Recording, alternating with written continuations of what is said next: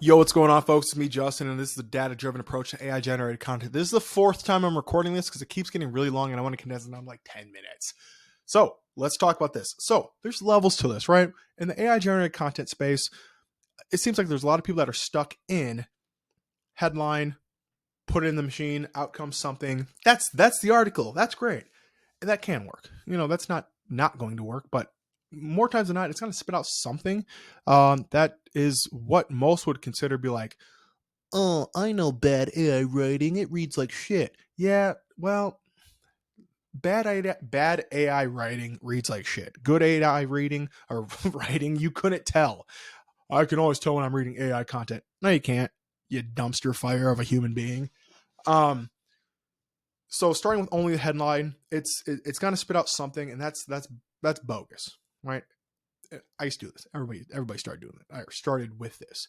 And then I was like, maybe if I gave the at the time Jasper an outline, let me get at the points I wanted to hit on. Maybe I'll create something better.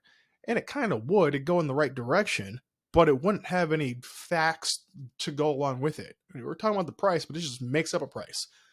Icy Hot does not cost $15. At least this one doesn't. So nowadays, with my AI generated content, I'm feeding it the data it needs to provide accurate information to write quality content. There, we're faster this time, a lot faster. So, in the example I want to provide, optimum nutrition gold standard way. Right, I went into ChatGPT, just gave it two prompts, right, two separate chats, so they're not at all kind of related. One was just write a review for this protein powder. One was write a review for this protein powder. And here are some facts to go along with it. I have the prompts inside the document, which everybody can see. We're gonna go to it. It's public. There it is. Where's me? Boom, there's me. JustinCharnell.com/go/prompts. You can get this. You can go on this document and read it. Okay, don't look at like the semantics and the actual like line editing of the content, but just what it's trying to say, because I haven't edited it. Oh my gosh.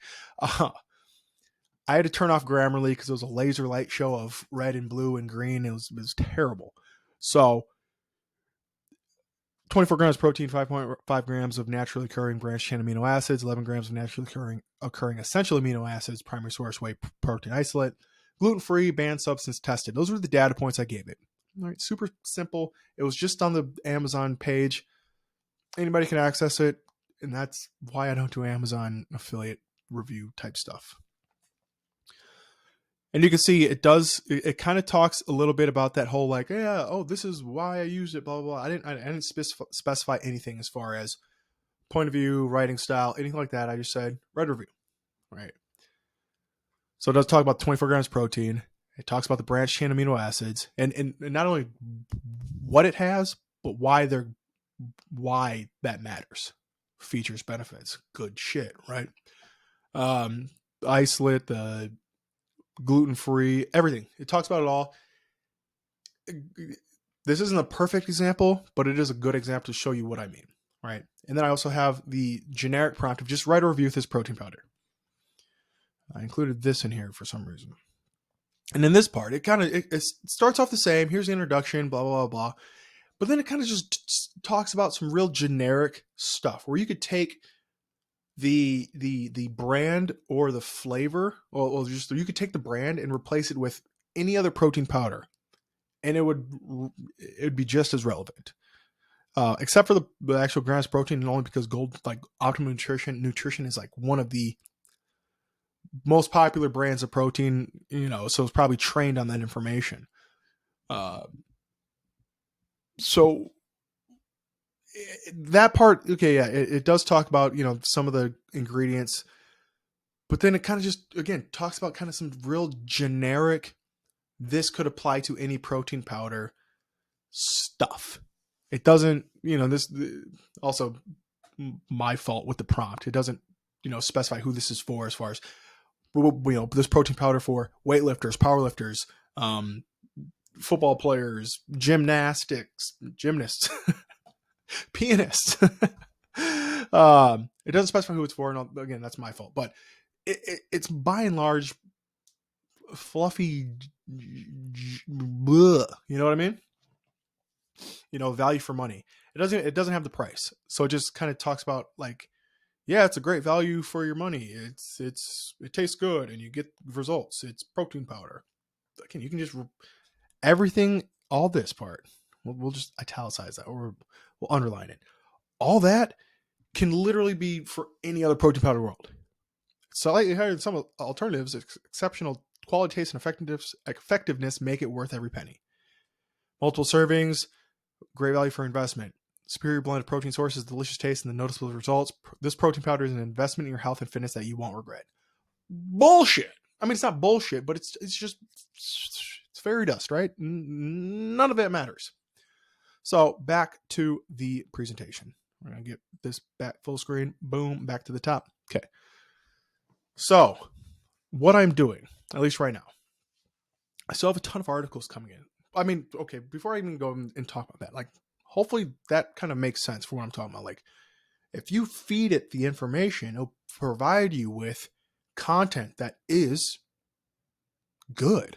It's not the I can tell AI content and it's always bad. It's like, now when it's good, then you can't tell. Like, you can't. I'm AI. All my intelligence is artificial. So what I'm doing, I am basically taking, for those in the know, Site A and Site B. Site A is the main case study site. Site B is I'm taking the top performing affiliate programs and content and having those articles rewritten that I know rank for this second site with bottom of the barrel content, 1.1 cent per word. What I'm having my VA do, because this content is bad, but it still ranks. All right. I am having her create a spreadsheet where we're both going into a spreadsheet and taking key data points: price, features, benefits. I don't know. It's not just features and benefits. It's niche specific features and benefits, availability, locations, any kind of information that we can extract from these existing articles, put it in a spreadsheet. And then I can take that. That's my private data set. I'm the only one in the world that would have this data set. I can use that to create more content on as many domains as I want. Domains are $12 to $15 a pop for something brand new, and hosting's shared. Beyond that, software's lifetime, everything. So there is no additional cost for starting the website besides $15 and $30 to $60 for a drag and drop of the bulk publishing spreadsheet. So that's what I'm planning on doing. I have Site A, I have Site B, I got Site C, which is e-commerce. It's not quite, getting content put on it. There's a few that are specific to products, but not affiliate content. So I could also do it on that site. I can make a brand new site. And what I'm also planning on doing, what I'm also have been doing and going to continue doing, is making, like, tailor the content to different audiences, and then prompt create prompts to specify what perspective the information is coming from. Is it coming from, as far as protein powder, is it a bodybuilder talking to bodybuilders about why this protein powder is good? Is it a powerlifter talking to powerlifters about why this protein is good? Is it a gymnast talking to gymnasts about this protein powder? And the whole branding on the site will be powerlifters, gymnasts, bodybuilders. The information is the same. The information is there. It's just the language that's used. The audience is different. You understand what I'm saying? That's kind of it.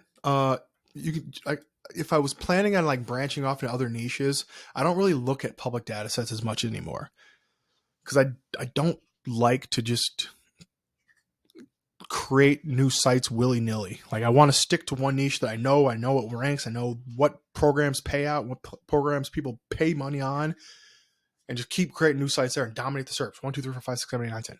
As long as they're SERPs, AI is going to fuck all this up. Yeah, I'm not even going to talk about this slide. You can read it, but I wanted to keep this under a minute, and the cat's going crazy. So bye.